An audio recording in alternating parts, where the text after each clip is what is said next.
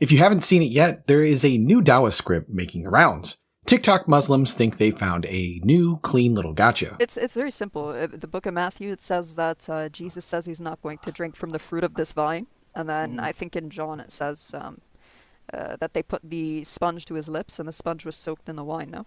Or sour wine. Got it! So to be specific, in Matthew 26:29, Jesus says, "I will not drink of this fruit of the vine until that day when I drink it new with you in my Father's kingdom." Sounds simple. No more drinking from the vine until the kingdom. Then go to John 19:28 through 30.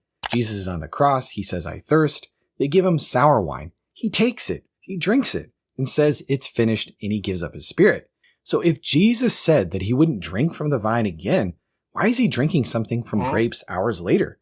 Did he break his word, or are the Gospels just inconsistent? But this whole contradiction is just collapsing two different scenes into one category. Start with Matthew. This is a Passover meal, covenant setting, shared table. Right before the statement, Jesus takes the cup and gives it to his disciples. So this fruit of the vine is tied to that cup in front of them, not every grape-derived liquid imaginable. And the phrase fruit of the vine is standard Jewish blessing language used for wine at a meal. You see it in Mishnah Barakot 6:1, part of the Mishnah's tractate on daily prayers and blessings, where the formula reads, "Who creates the fruit of the vine?" That's a fixed liturgical phrase tied to table wine in a meal setting, not vinegar, not just anything that happens to come from grapes. So Jesus is talking about the Passover cup, the covenant meal. He's not laying down a universal ban on ever ingesting anything grape-related again. Now look at John. This isn't a meal, it's an execution. Jesus is on the cross, and the drink is explicitly called oxos, sour wine, cheap, acidic soldier's drink. Different setting, completely different category. So the contradiction only works if you assume three things that the text never says. First, that the fruit of the vine covers every grape-derived liquid regardless of context. It doesn't. It's tied to meal and blessing language. Second, that Jesus is making a universal rule, no grape intake ever again, under any circumstances. That's not how normal speech works, especially in a clearly defined setting like Passover. Third, that John is describing the same kind of drinking as the Last Supper.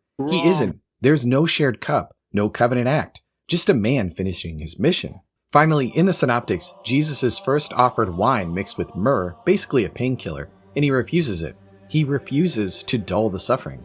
Later, Jesus accepts a small amount of wine, not to celebrate, not to share a cup, just to bring things to completion. And that lines up with Psalm 69:21, "For my thirst, they gave me vinegar to drink." Now, someone might say, that's just a random psalm about suffering. Well, it is a lament of David. It's more than that. Psalm 69 is one of the most frequently cited psalms in the New Testament, and it's consistently applied to Jesus. For example, in John 2:17, when the disciples connect Jesus' zeal for the temple to Psalm 69:6, "Zeal for your house will consume me." Or in John 15:25, Jesus quotes Psalm 69:4, "They hated me without a cause." And in Acts 1:20, Peter applies Psalm 69:25 to Judas. So the sour wine detail actually fits right into an already established framework. The problem here only shows up if you ignore the context, ignore how the fruit of the vine language is actually used, and force two completely different situations into the same category. It's time for the Dawa gang to switch up their scripts yet again. If you find these videos helpful, feel free to check out my Patreon and consider joining. You'll get early access to videos before they come out, be a part of our private group chat, and you'll help me to continue to put out content that spreads and defends the gospel. Thank you so much for watching.